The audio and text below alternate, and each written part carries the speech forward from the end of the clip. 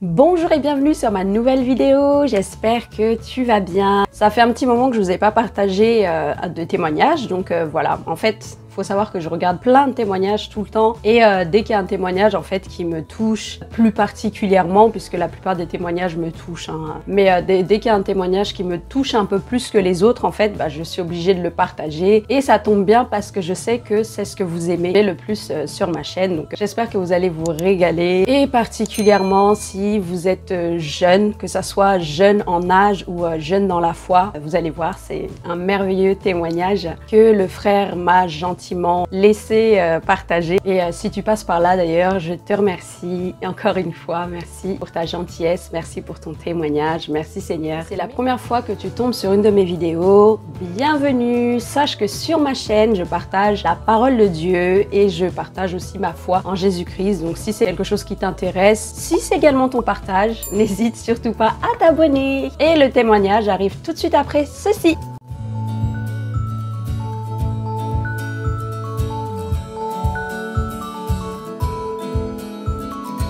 Alors pour ceux qui me connaissent pas, moi c'est Alexandre, je suis un jeune chrétien, je viens d'avoir 21 ans et je suis étudiant en BTS dans le domaine des industries graphiques. Je suis né dans une famille non chrétienne, enfin du moins non pratiquante. Mes parents se sont séparés en fait très tôt quand je suis né. Mon père est catholique et ma mère est non croyante, elle est athée et du coup j'ai vécu avec ma mère pendant toutes ces années. Je savais que Dieu en fait existait parce que j'en avais déjà entendu parler, mais en fait c'était rien de plus. Quand parfois j'allais voir mon père les week-ends et qu'on passait devant une église, voilà, il me faisait fait le signe de la croix, prie et tout, c'est important. Mais je n'avais pas vraiment de conviction parce que j'étais petit et je comprenais pas grand chose parce que j'étais du coup la plupart du temps chez ma mère. J'ai aussi été baptisé en tant que catholique très jeune. Comment je suis devenu chrétien? Pour vous mettre dans le contexte, de ma tendre enfance jusqu'à il y a quelques mois, j'étais une personne lambda dans la société, du coup qui ne croyait pas en Dieu, enfin pas qui ne croyait pas, je croyais qu'il y avait un Dieu mais je ne faisais rien pour, donc je pouvais pas considérer que j'étais chrétien. J'ai fait la rencontre de Daviane, pour ceux qui connaissent pas, c'est ma fiancée que j'ai rencontrée en 2018, donc à ce moment là vous imaginez bien qu'on n'était pas chrétien. On allait en soirée pour aller boire avec des potes sans modération, on vivait comme un couple en fait non pratiquant. Et c'est pendant en fait la période de 2020, pendant le confinement, on a vraiment eu une remise en question sur nous, sur notre façon de vivre, sur la perception en fait des choses, et en fait au bout d'un moment en fait ça nous a pas plu, on se dit on se plaît pas en fait comme ça. On a commencé à lire la Bible parfois comme ça de temps en temps, mais sans réelle conviction. On lisait sans parfois même rien comprendre. Ça arrive encore à l'heure d'aujourd'hui, parfois on lit la Bible, on comprend rien du tout.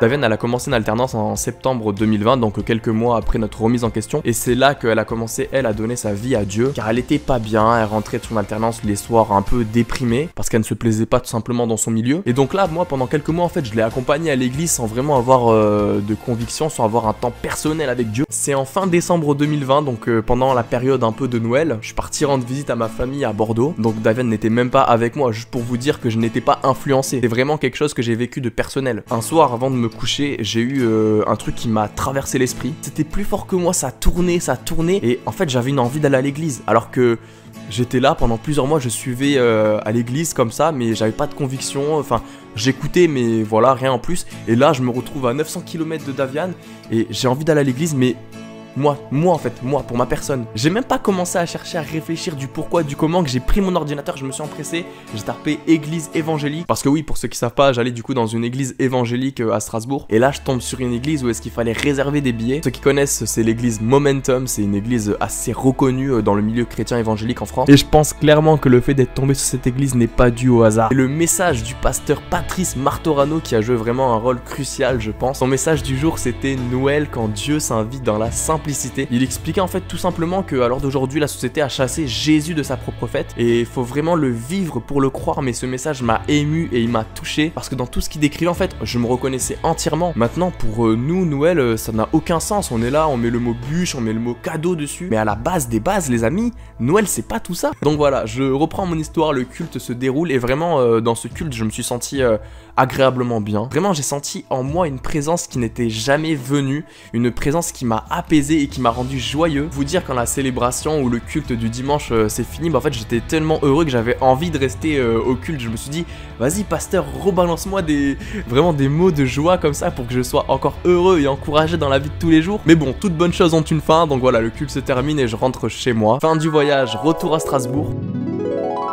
Et là, à mon retour, j'étais vraiment transformé, j'étais une nouvelle personne, j'ai commencé à lire la Bible, alors que les gars, Je crois que j'ai jamais ouvert un livre de toute ma vie, de moi-même. Les seuls livres que j'ouvrais, c'est quand on me forçait à l'école à lire quelque chose. Suite à ça, j'ai regardé aussi plusieurs témoignages. Les gens donnaient leur vie à Dieu. Et ça m'avait touché aussi parce que se dire que Dieu pouvait toujours agir aujourd'hui dans nos vies, c'est magique. Enfin, vraiment, je pense que c'est trop ouf de se dire que Dieu peut encore agir dans nos vies. Et c'est là que tout a commencé pour moi. Et il y a une phrase que j'avais envie de vous partager, ou plutôt une punchline du pasteur Patrice Martorano qu'il avait annoncé dans une interview qu'il avait accordée à Inspire TV. Et dedans, il a dit: la foi est un voyage et vous n'aurez pas tout réglé ce week-end.